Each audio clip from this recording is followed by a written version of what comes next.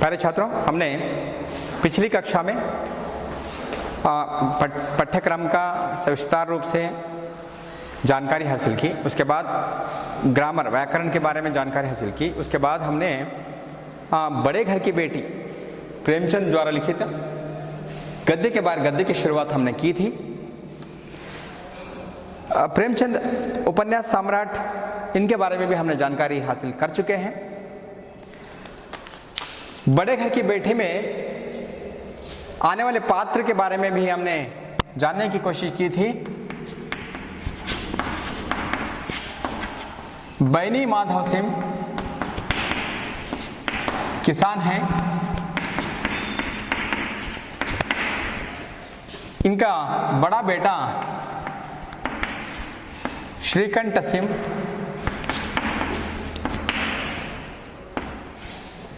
छोटा बेटा लाल बिहारी सिंह,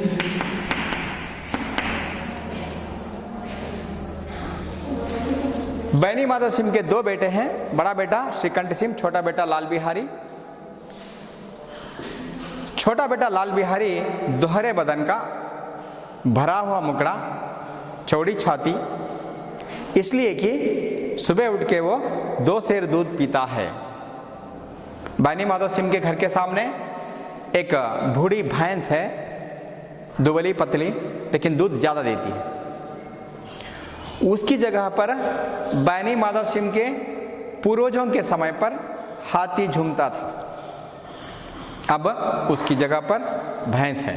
हाथी पालना, पाले तो हाथी पालो ऐसा बोलते थे। मतलब बहुत खर्च लगता है हाथी पालने के लिए। हाथी बहुत खाता है ना, इसलिए खर्च बहुत लगता है। बैनी माधव सिंह सालाना आमदनी 1000 रुपया है, साल की आमदनी। इनके बाप दादाओं ने मंदिर बनवाया था, तालाब बनवाया था गांव में, लेकिन अब बैनी माधव सिंह की हालत ऐसी है, उन चीज़ों की मरम्मत भी नहीं कर सकते। किन चीज़ों की? तालाब की, मंदिरों की मरम्मत, रिपेयर नहीं कर सकते। ऐसी हालत है इनकी। क्यों? आधी से अधिक संपत्ति इन्होंने वकीलों को दे चुके हैं, भेंट के रूप में, गिफ्ट के रूप में। वकीलों को क्यों देते हैं? मुकदमे इनके ऊपर आ गए, बहुत सारे मुकदमे इन पर आ गए। उससे बचने के लिए आधी संपत्ति लुटा दी इन्होंने, बाप दादाओं की कमाई की। इसलिए अब इनकी हालत ऐसी है, हाथी की जगह भैंस है। श्रीकंठ सिंह अपने छोटे भाई लाल बिहारी सिंह से विपरीत था, ऑपोजिट था। ऑपोजिट मतलब ये अनपढ़ है, ये पढ़ा लिखा है, ये दष्टपुष्ट है, ये दुबला पतला है। इसलिए कि वो अपनी सारी श्रद्धा, एकाग्रता, मन पढ़ाई में लगा दिया। बीए अंग्रेजी पास है। गांव में सब लोग श्रीकंठ सिंह को बहुत मानते थे, बहुत चाहते थे, इसलिए कि ये भारतीय संस्कृति को अपनाता है, भारतीय संस्कृति के बारे में बात करता है। गांव में पर्व हुआ, यात्रा हुआ, रामलीला का आयोजन श्रीकंठ सिंह ने किया, उसमें पात्र भी उसने किया, एक्टिंग भी उसने की। तो ये चाहता था कि घर बना रहे, घर टुकड़े टुकड़े ना हो जाए, घर के सभी सदस्य एक ही घर में रहे, ये इनका मानना था। सकुटुंब एक साथ रहे, इससे समाज की अभिवृद्धि होगी, देश की अभिवृद्धि होगी, ये इसका मानना था। गांव की लड़कियां इनको पसंद नहीं करते थे, क्योंकि ये ऐसा कहता है। वो चाहते थे कि अपना घर अलग बनवाए, अलग स्वतंत्र रूप से बिताएं, ये उनकी इच्छा थी। लेकिन ये श्रीकंठ सिंह की इच्छा नहीं थी। श्रीकंठ सिंह की पत्नी को भी श्रीकंठ सिंह के विचार पसंद नहीं थे। इसका मतलब ये नहीं कि आनंदी उसकी पत्नी श्रीकंठ सिंह की पत्नी आनंदी उच्च कुल की लड़की थी। ये वो श्रीकंठ सिंह के विचार से उसे सहमत नहीं था, इसलिए कि वो अपने सास ससुर को पसंद नहीं करती थी, ऐसा नहीं है। अपने देवर के पसंद नहीं करती, ऐसा नहीं है। आनंदी का मानना था जो घर में हर दिन लड़ाई झगड़ा करने के बजाय, लड़ाई झगड़ा करके अपना जीवन बिताने के बजाय, अपना जीवन व्यर्थ बिताने के बजाय अपनी खिचड़ी अलग पका लो, मतलब अपना एक घर कर लो, उस घर में खाना बनाओ, खाओ, स्वतंत्र रूप से आराम से रहो। ये आनंदी का मानना था।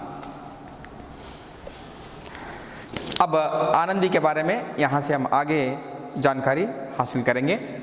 यहाँ तक पिछले क्लास में हुआ था, इसका रिवीजन मैंने थोड़ा आपको बता के आगे बढ़ना चाहता हूँ। आनंदी एक बड़े उच्च कुल की लड़की थी, उच्च कुल हाई स्टैंडर्ड की लड़की है। उसके बाप एक छोटी सी रियासत के तालुकेदार थे, इसके पिताजी तहसीलदार थे।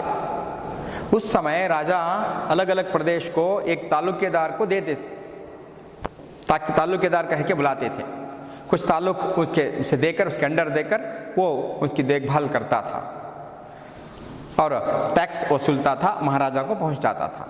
इसके पास एक छोटी सी सेना भी होती थी कि देखभाल करने के लिए, लुटेरों से बचाने के लिए।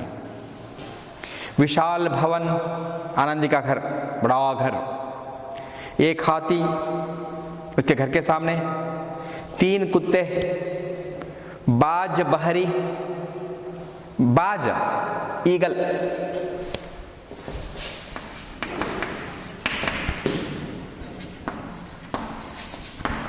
बाज यानी ईगल, बहरी शिकरे, शिकार करके लाए हुए जानवर शिकरे, झाड़ फानुस। इसके घर के सामने बहुत सारे पेड़ हैं, बड़े बड़े अच्छे पेड़ हैं। ऑनरेरी, मैजिस्ट्रेटी और ऋण, मैजिस्ट्रेट जैसा गौरव है, तालुकेदार है। ऋण बैलेंस, ऋण यानी बैलेंस। बैलेंस क्या? बैंक बैलेंस, पैसा सब है इसके पास। जो एक प्रतिष्ठित तालुकेदार के भोग्य पदार्थ हैं वो सभी थे। अब जो डीसी है तो उसके घर में क्या क्या होना चाहिए वो सब होता है। उसी तरह से अब डीसी के घर में क्या होना चाहिए वो दिखता नहीं, होता है। लेकिन इस समय, उस जमाने में सब दिखता था। हाथी होता था, जंगली जानवर को लाकर पालते थे, बहुत बड़ा विशाल भवन था, हर तरह के पेड़ उगाते थे। यहाँ सभी विद्यमान थे, सब कुछ था इनके पास। नाम था भूप सिंह। आनंदी के पिताजी का नाम भूप सिंह। बड़े उदार चित्त और प्रतिभाशाली पुरुष थे। भूप सिंह कैसे थे? उदार चित्त के थे, उदार मनोभाव था,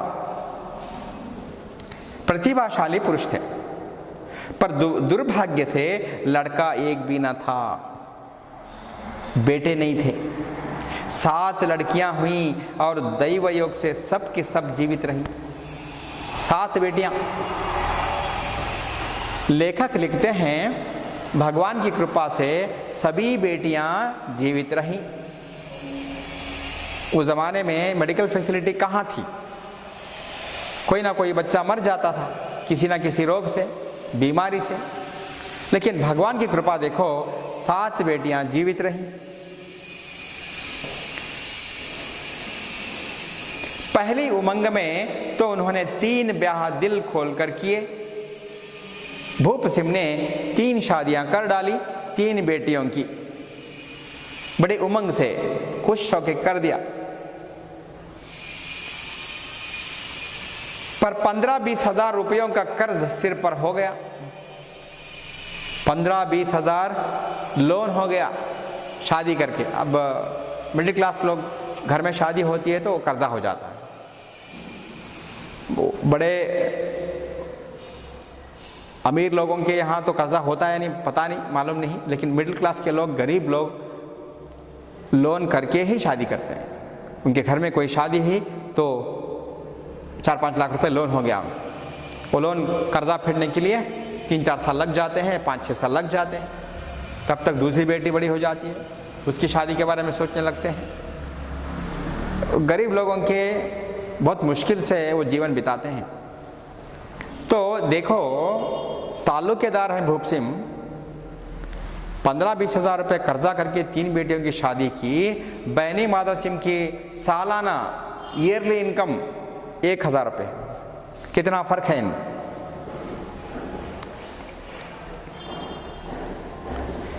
आंखें खुली, हाथ समेट लिया, आनंदी चौथी लड़की थी।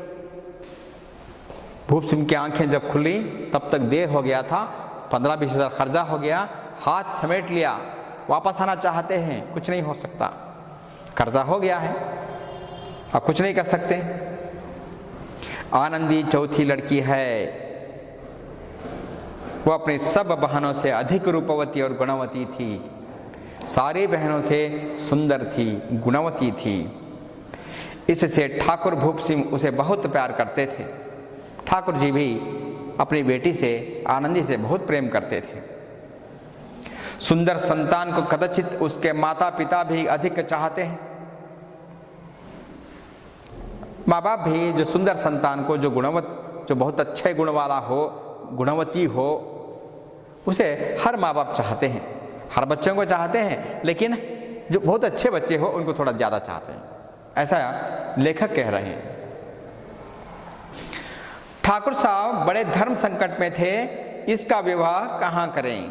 ना तो यही चाहते थे कि ऋण का बोझ बढ़े, और ना यही स्वीकार था कि उसे अपने को भाग्यहीन समझना पड़े। भूप सिंह ठाकुर साहब सोचने लगे, अब मैं आनंदी की शादी धूमधाम से करूं, पहले ही कर्जा हो गया है 15-20 हज़ार, और मैं कर्जा ज़्यादा बढ़ाना नहीं चाहता। अगर मैं आनंदी की शादी अच्छी ना करूं तो आनंदी समझेगी मैं तो, मेरे भाग्य दुर्भाग्य हैं, अपने आप को भाग्यहीन समझने लगेगी। ये दोनों बातों की चिंता थी भूप सिंह को। एक दिन श्रीकंठ उनके पास किसी चंदे का रुपया मांगने आए। शायद नागरी प्रचार का चंदा था। श्रीकंठ सिंह ने अपने गांव में नागरी प्रचारिणी सभा का गठन किया था। उस संघ के द्वारा ही गांव में कुछ काम होते थे, रामलीला भी होती थी, गांव के कुछ कार्य होते थे। उसके लिए पैसा चाहिए था। चंदा मांगने कहाँ जाते हैं? बड़े लोगों के पास जाते हैं। अब ताल्लुकेदार है भूप सिंह, उनके पास गए चंदा मांगने के लिए। शायद नागरी प्रचार का चंदा था। भूप सिंह उनके स्वभाव पर रीझ गए और धूमधाम से श्रीकंठ सिंह का आनंदी के साथ ब्याह हो गया। भूप सिंह श्रीकंठ को देखे, पढ़ा लिखा लड़का है, उस जमाने में बीए पास करना मामूली बात नहीं थी। कितना अच्छा लड़का है, गुणवान है। श्रीकंठ की आदत भूप सिंह को पसंद आ गई। बड़ी धूमधाम से आनंदी की शादी श्रीकंठ से हो गई। श्रीकंठ से शादी करके भेज दिया। आनंदी श्रीकंठ के घर आती है। आनंदी अपने नए घर में आई। नया घर कौन सा? श्रीकंठ सिंह का नया घर में आई तो यहाँ का रंग ढंग कुछ और ही देखा। अपने घर का रंग ढंग अलग है, यहाँ का रंग ढंग अलग है। स्वाभाविक रूप से वो तो अमीर घराना, ताल्लुकेदार। ये छोटा सा घर है बैनी माधव सिंह का, श्रीकंठ का। जिस टीम टाम की उसे बचपन से ही आदत पड़ी हुई थी, वह यहाँ नाम मात्रों को भी ना थी। आनंदी बचपन से खेलती कूदती आई हुई थी। बड़े ऐशो आराम के चीजें आनंदी के घर में थे।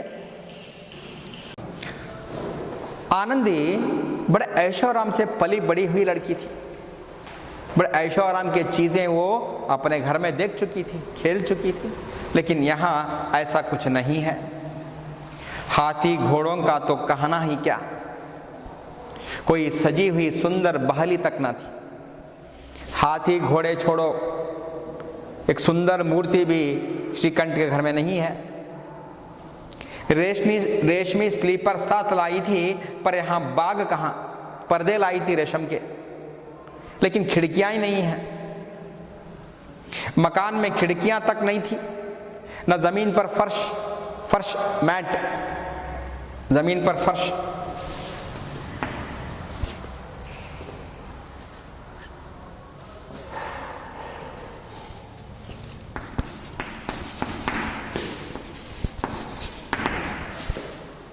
नहीं था, न दीवार पर तस्वीरें, पेंटिंग्स हुआ करते थे बड़े बड़े लोगों के घर में, यहां पर कुछ नहीं है। यह सीधा साधा देहाती गृहस्थ का मकान था। देहाती,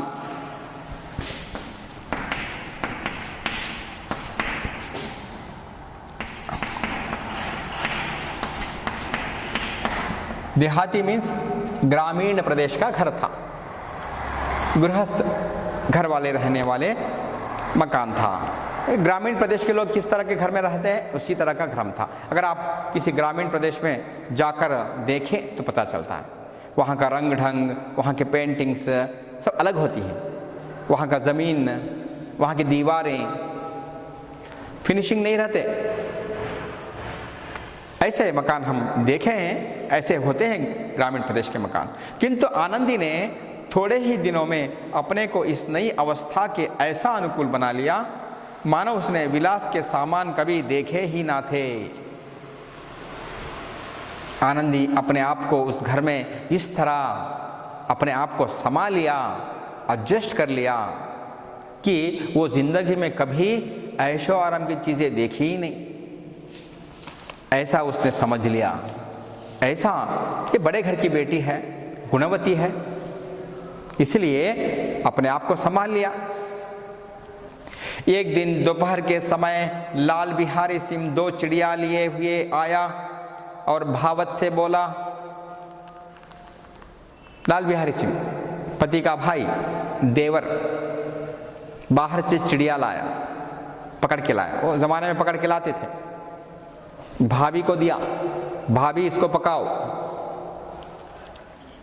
जल्दी से पका दो, मुझे भूख लगी है, कहने लगा। आनंदी भोजन बनाकर उसकी राह देख रही थी। राह देखना, रास्ता देखना, राह, रास्ता।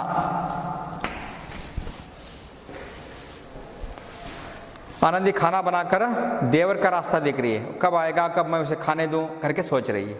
ये आया, चिड़िया ला कर दिया, भाभी पका दो।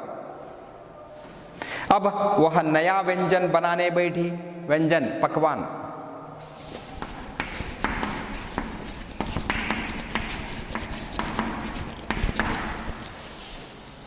नया खाना बनाने बैठी।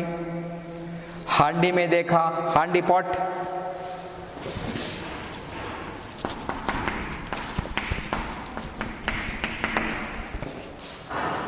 वो सब उस जमाने में कुछ चीजें हांडी में रखते थे, दाल, गुड़, घी सब हांडियों में रखते थे। तो घी पाव भर से अधिक ना था। घी, तुप्पा बोलते हैं ना, घी पाव भर, पाव यानी 250 ग्राम्स पाव,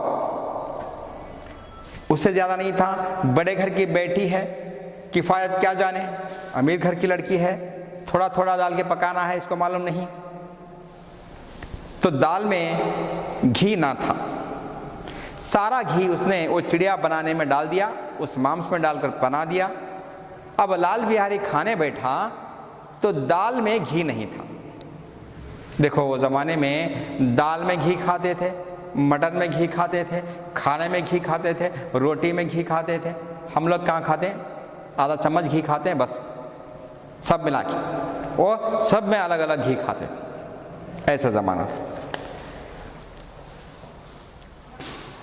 लाल बिहारी ने खाने बैठा और भाभी से पूछा, भाभी दाल में घी नहीं है, क्यों नहीं छोड़ा? आनंदी ने कहा, घी सब मांस में पड़ गया, तुमने जो चिड़िया लाई थी उसे बनाने में मैंने पूरा डाल दिया। लाल बिहारी जोर से बोला, अभी परसों घी आया है, इतना जल्दी उठ गया? अभी परसों घी आया है, इतना जल्दी खाली हो गया? आनंदी ने उत्तर दिया, आज तो कुल पाव भर रहा होगा, 250 ग्राम था आज, उतना ही था। वो सब मैंने मांस में डाल के बना दिया, जो तुम लाए थे चिड़िया उसमें डाल के बना दिया। जिस तरह सूखी लकड़ी जल्दी से जल उठती है, उसी तरह क्षुधा से बावला मनुष्य जरा जरा सी बात पर तिनक जाता है। सूखी लकड़ी को आग में डाल दो, जल्दी से भग भग कर जल जाती है लकड़ी। उसी तरह एक क्षुधा मनुष्य, मूर्ख आदमी, अनपढ़ लाल बिहारी तिनक गया। तिनकना मतलब गुस्सा होना।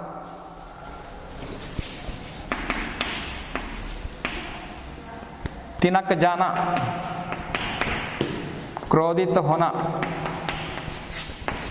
क्रोधित होना।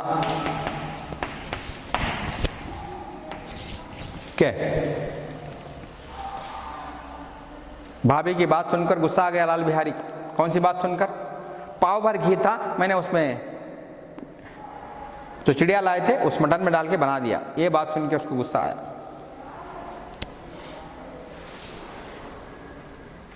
लाल बिहारी को भावच की यह ढिठाई बहुत बुरी मालूम हुई। लाल बिहारी को भावच की बातें व्यंग्यात्मक रूप से लगी। तिनक कर बोला, मैके में तो चाहे घी की नदी बहती हो। मैका, आनंदी का पिताजी का घर मैका। तुम्हारे मैके में, तुम्हारे पिताजी के घर में घी की नदी बहती हो, ऐसे बात कर रही हो तुम? ऐसा बोल रही हो तुम? कहा, स्त्री गालियां सह लेती हैं, मार भी सह लेती हैं, पर मैके की निंदा उनसे नहीं सही जाती। स्त्री को गालियां दो, मारो, चलेगा, लेकिन अपने मायके के बारे में, अपने माँ बाप के घर के बारे में कोई कुछ कहे, सुनना नहीं चाहती, नहीं सुनेगी। आनंदी को भी गुस्सा आ गया।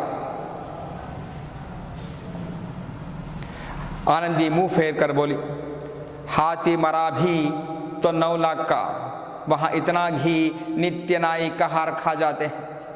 मेरे मायके की बात कर रहे हो तुम? मेरे घर में हाथी भी मर गया, 9 लाख रुपए मिलेंगे।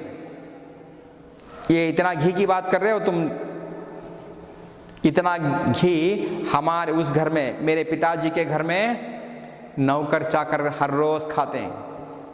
तुम लोग खा रहे हो, मेरे घर में नौकर चाकर खाते हैं उस घर में, करके बता रही है। लाल बिहारी जल गया, थाली उठाकर पलट दिया। खाना बैठा था, थाली उठा के पलट दिया। बोला, जी चाहता है जीभ पकड़कर खींच लूं, तुम्हारी जीभ नालगे।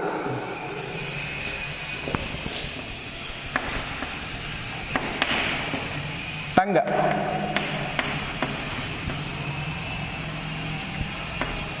टंग बोलते हैं जीभ। मेरा जी चाहता है तुम्हारी जीभ पकड़कर खींच लो।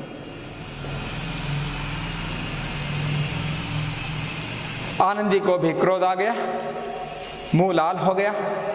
बोली, वह होते तो आज इसका मजा चखाते। आनंदी अपने पति को याद करती है, अगर मेरा पति होता तो ये इस बात का तुझे मजा चखाते, करके बोल दी। अगर मेरे पति होते तो इसका जवाब देते। तूने मुझे कहा मेरी जीभ खींच लो, मेरा जीभ खींचता है, मेरे पति होते तो तुझे जवाब देते, करके अपने पति को याद करती है। अब अफड़ उज्झड़ ठाकुर से ना रहा गया। लाल बिहारी सिंह अनपढ़ है, गवार है, उससे नहीं रहा गया। उसकी स्त्री एक साधारण जमींदार की बेटी थी। उसकी पत्नी साधारण जमींदार की बेटी थी, वो मायके गई है, घर में नहीं है। जब जी चाहता उस पर हाथ साफ कर लिया करता था। इसका मतलब क्या है? लाल बिहारी सिंह अपनी पत्नी पर जब भी जी चाहता, मन करता, हाथ साफ कर लिया करता था। इसका मतलब जब जी चाहता तब उसे मारता था, पीटता था।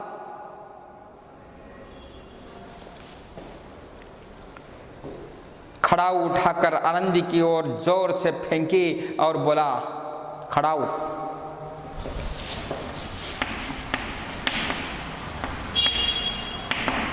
खड़ाऊ लकड़ी से बना जूता, स्लीपर, लकड़ी से बना जूता, उसे उठा के मार दिया आनंदी को, लाल बिहारी। देवर भाभी को मारा चप्पल से, लकड़ी के चप्पल से। अब साधु संत पहनते हैं, देखो लकड़ी के चप्पल, अब देखा होगा आपने, स्वामी जी बाबा वगैरह पैरों में पहनते हैं, लकड़ी के स्लीपर पहनते हैं, टक टक आवाज आती है चलते समय। उसे उठा के मार दिया आनंदी को और बोला, जिसके गुमान पर भूली हुई हो उसे भी देखूंगा और तुम्हें भी। अपने पति के रोप से तुम उड़ रही हो, उसे भी देख लूंगा, तुझे भी देख लूंगा करके चप्पल से मार दिया आनंदी को। अब अनपढ़ गवार है, मार दिया भाभी को। आनंदी के हाथ से खड़ाऊ रोकी, आनंदी ने अपने हाथों से खड़ाऊ रोकी, चप्पल को रोका, लकड़ी के चप्पल को। सिर बच गया पर उंगली में बड़ी चोट आ गई, उंगली में बड़ी चोट आ गई, सिर बच गया। अगर हाथ आड़े ना करती सिर फूट जाता। क्रोध के मारे हवा से हिलते पत्ते की भांति कांपती हुई अपने कमरे में आकर खड़ी हो गई। औरत है, क्या करती है, गुस्से से पेड़ का पत्ता हिलता है, पत्ता लीफ हिलता है ना हवा से, उस तरह हिलने लगी आनंदी। गुस्से से अपने कमरे में आ गई। क्या करती है बेचारी। स्त्री का बल और साहस, मान और मर्यादा पति तक है। स्त्री और क्या कर सकती है, उसका मान मर्यादा अपने पति के पास, शक्ति प्रदर्शन पति के सामने, गौरव सम्मान सब कुछ उसके पति के सामने उसको मिलता है, ज़्यादा मिलता है। उसे अपने पति के ही बल पर और पौरुषत्व का घमंड होता है। आनंदी खून का घूंट पी कर रह गई। पत्नी को पति पर गर्व होता है, घमंड भी पति का ही होता है, मेरा पति ऐसा है। जो भी खासियत पति की होती है उसका घमंड पत्नी को होता है। आनंदी खून का घूंट पी कर रह गई। दुख निगल लिया, संभाल लिया, क्या करती बेचारी। श्रीकंठ सिंह शनिवार को घर आया करते थे। कब आया करते थे, शनिवार। 1 मार्क क्वेश्चन का आंसर शनिवार। बृहस्पति को यह घटना हुई, बृहस्पति यानी थर्सडे, गुरुवार बोलते हैं। ये घटना घटी थी। 2 दिन तक आनंदी कोप भवन में रही, गुस्से में रही, ना कुछ खाया ना पिया। उनकी बाट देखती रही, बाट,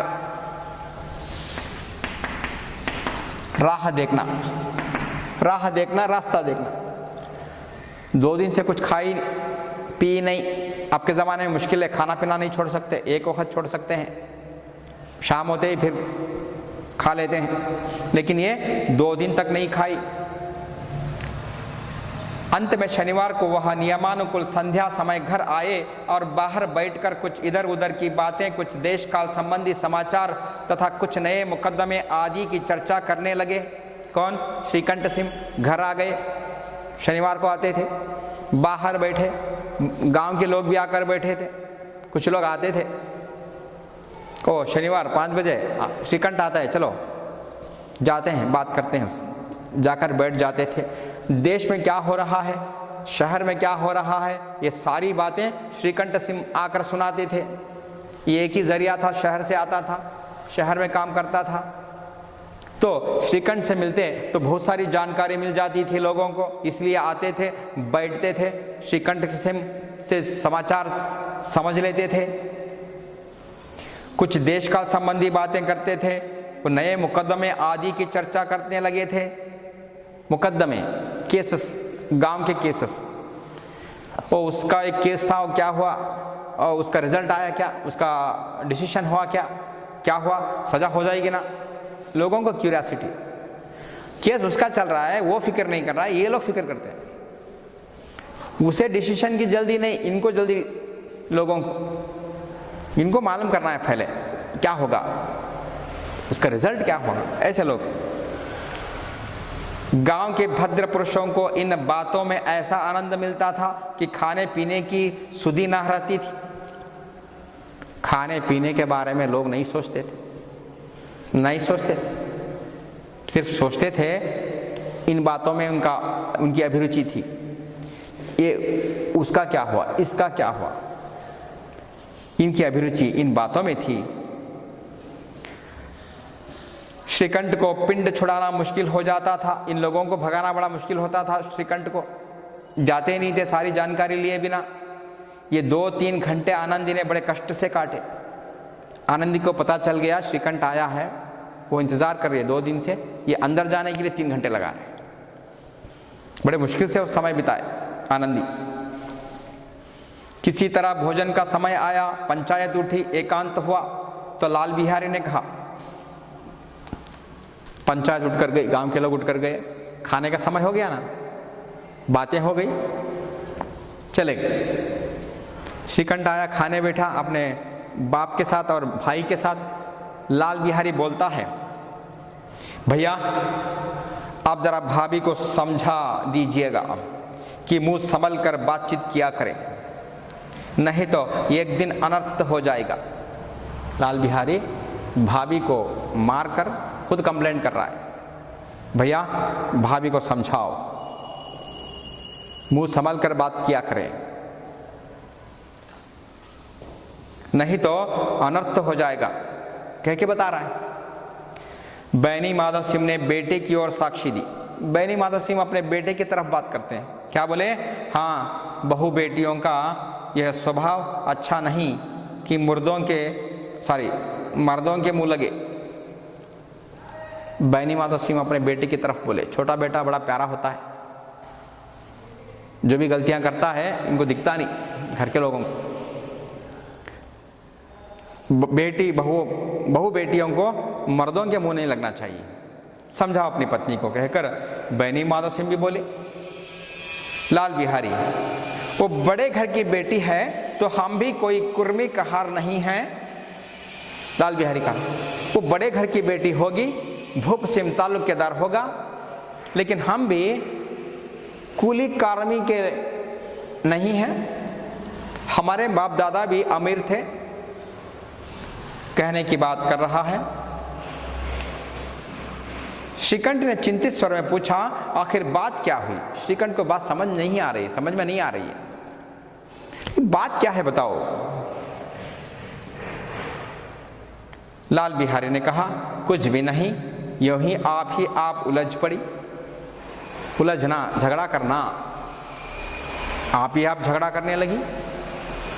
मायके के सामने हम लोगों को कुछ समझती ही नहीं, अपने मायके के सामने, अपने पिताजी के घर के सामने हमें कुछ नहीं समझती, ये कंप्लेंट कर रहा है। श्रीकंठ खा पी कर आनंदी के पास गए।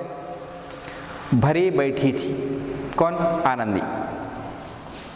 यह हजरत भी कुछ तीखे थे, सुनकर आए ना श्रीकंठ, ये भी थोड़ा गुस्से में।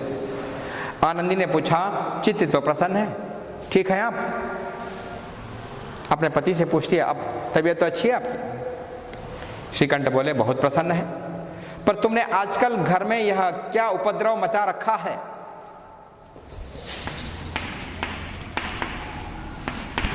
झगड़ा।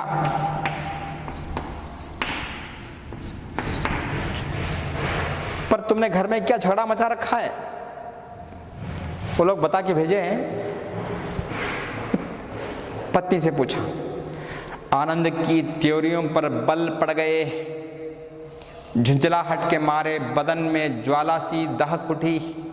आनंदी को गुस्सा आ गया। पहले गुस्से में थी, 2 दिन से खाना नहीं खाया और देवर ने चप्पल से मारा है, इतनी सारा मेरे ऊपर इतना सा अन्याय हुआ और ये बोल रहे हैं मैं झगड़ा कर रही। इतना गुस्सा आया आनंदी को, जिसने तुमसे यह आग लगाई है उसे पांव मुंह झलस दूं।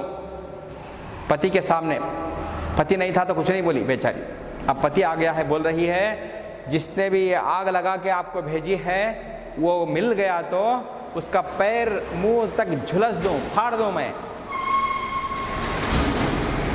उसका मुंह फाड़ देती हूं, हाथों से, उंगलियों से, नाखूनों से झुलस देती हूं, फाड़ दूंगी उसको। किसने कहा आपसे? इतना गुस्सा आया आनंदी।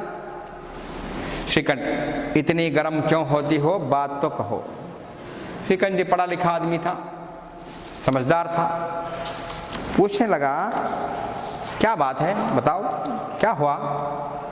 आनंदी, क्या कहूं, यह मेरे भाग्य का फेर है, मेरा दुर्भाग्य है, क्या बताऊं मैं। नहीं तो गवार छोकरा जिसको चपरासीगिरी करने का भी शऊर नहीं। अपने देवर को पति के सामने डांट रही है, पहले नहीं डांटी थी। चपरासीगिरी, ये ऑफिस में कचरा झाड़ते हैं ना, चपरासीगिरी करते हैं ना, नौकर, डी ग्रेड नौकर बोलते हैं उसको। ये छोकरे को चपरासीगिरी का काम भी नहीं मिलता, इतनी हैसियत नहीं है छोकरे को। ऐसा गवार लड़का, अनपढ़ गवार लड़का मुझे खड़ाऊ से मारकर योना करता, मुझे लकड़ी के चप्पल से मारकर अकड़ रहा है। आनंदी को इतना गुस्सा आ गया, बात बता दी। श्रीकंठ, सब हाल साफ साफ कहो तो मालूम हो, मुझे तो कुछ पता नहीं। ये बातें तो लाल बिहारी नहीं बताया, उनके पिताजी भी नहीं बताए, जो मार खाई है वही बताएगी। श्रीकंठ ने पूछा क्या क्या हुआ, पहले से बताओ क्या हुआ। आनंदी सारी बातें रिपीट करती हैं। मैं खाना बनाकर देवर का इंतजार कर रही थी, चिड़िया लेकर आया,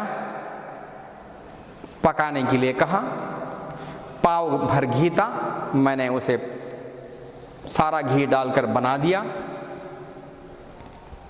लाल बिहारी खाने बैठा तो दाल में घी नहीं था, मैंने सारा घी मांस में डालकर बना दिया था। थोड़ा ही घी था, मैंने सब डाल के बना दिया। इतना ही कहा मैं। ये कहने लगा तुम्हारे घर में घी की नदियां बहती हो। मेरे मायके को अनाप शनाप कहने लगा और आपका नाम लिया तो गुस्से में आकर लकड़ी के चप्पल से उठा के मुझे मार दिया। अगर मेरा हाथ आड़ा ना होता सिर फूट जाता मेरा। देखो हाथ में किस तरह चोट आई है, लकड़ी के चप्पल से मुझे तुम्हारे भाई ने मारा। सारी बातें बता दी आनंदी, सविस्तार रूप से जो झगड़ा हुआ सारी बातें बता दी।